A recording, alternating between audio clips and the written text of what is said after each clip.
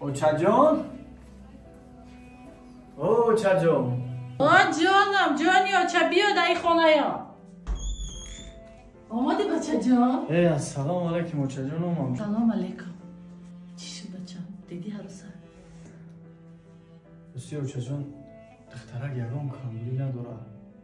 دخترکی خشرو، دخترکی با معرفت، دخترکی با تمکین، ایزوکش.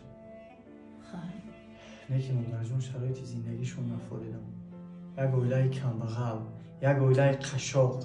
ای پدر مادری اون لباس میبینی، ای پدر مادری اون گفتی همون گفت هفته اندام میبینی. اون من اوچا جان مخلوم نشی خونه و درشون هم میبینی هم ریختگی ابایای دستمزه اگر میچون پنسمزه دیگه اوچا خلاصه اگر که نمیشه اوچا.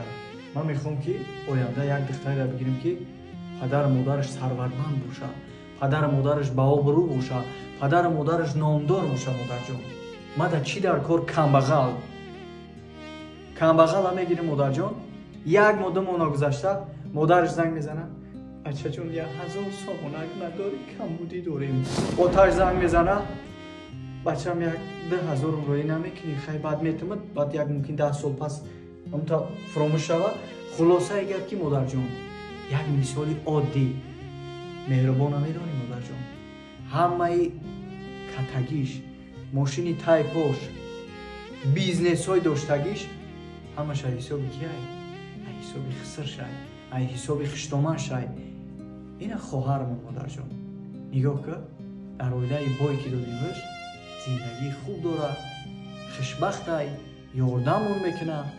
میفهم مادر جان کمبغل نامش نیست کردن در کار، کمبغل قطعی خیشی کردن در کار نیست. مادر جان این ما حتی گلی بودگی ما آوردم که برکتی خانمون نخواستیم که در کمبغل بروم. صد حیفی رفتنم، صد حیفی سخنم حیف کردنم، صد حیفی وقتی که من صرف کردم خونه کمبغل رفتم.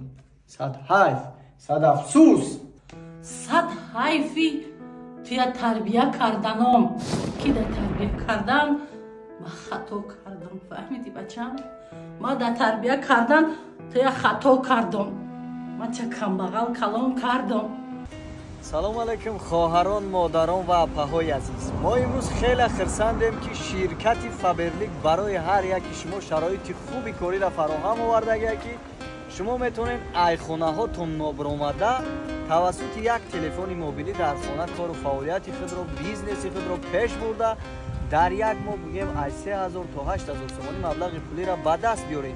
برای در شرکت فابرلیک قبول شدن شما در نه دیپلم لازمه، نه زبان روسی انگلیسی خطایی را دانستن لازمه، فقط یک تلفن موبیلی و نگفتن نمونه که زنهای هستن، مادرای هستن، فرای هستن که در کارخانه ها کار میکنن و هم میتونن که در شرکت فابرلیک با دپلنی تلی کار کنن، میتونن قبول شوند. برای در شرکت فابرلیک قبول کردن، رجیستراسیون کردن یگان جا نمیرین، یگان یک دیرمه را از خود نمیکنین. همین رقمای زیر ویدیو بوده اپای شکرانه بانو ده در واتساپش اینامی رجب علی ابرانی می نویسین، اپای ما اینال تا با آخر 100% شما را میفهمونه. بعد یک چی دیگر فراموش نکنید دوستان عزیز، بسیاری ها میگن که در شرکت فابرلیک کار کردن دروغ ای سوسه توده باور نکنین هیچ وقت. برای که همین باغ ای دوستان عزیز مهنت میکنی، آو میتی، کلان میکنی، بعد میواد میتا ای هوا یگان کس فایده نمیبینه. به همین خاطر رقمای زیر ویدیو بوده در اپای شکرانه در مراجعت کنین، مبلغ‌های خوب به دست بیارین، بعد خلاصه گپ که زندگی را تنش کنین. صد افسوس، صد حیفی توی تربیه کردنم که در تربیه کردن ما خطا کردم. فهمیدی بچم؟ ما در تربیه کردن توی خطا کردم. ما چه کمبغل کلام کردم. فهمیدی؟ با نیمی نان ما چه کلام کردم. چیزی میخواستگی تا خریدم، چیزی میخواستگی تا پوشیدی. من فکر نمیکردم که بچه‌ای که ما کلام کردم امروز از در یک کس میدره و یک کس پس میزنه. فهمیدی؟ صد افسوس.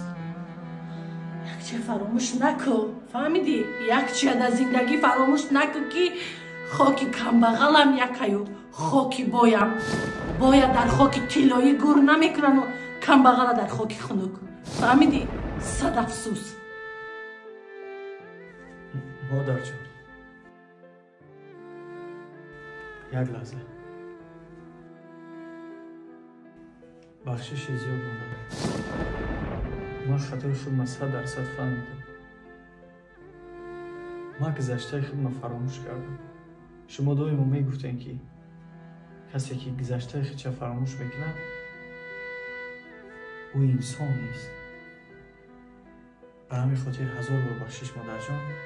سحر آماده شین، خواستگاری میریم.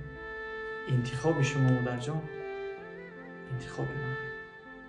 گلا میبریم. مادر جانی من ایگل میبریم. با مثل ایگل با هزاران گلهای دیگر میبریم تا که دلی کم بغل شاد شود، چون کم حس نکنم. میریم.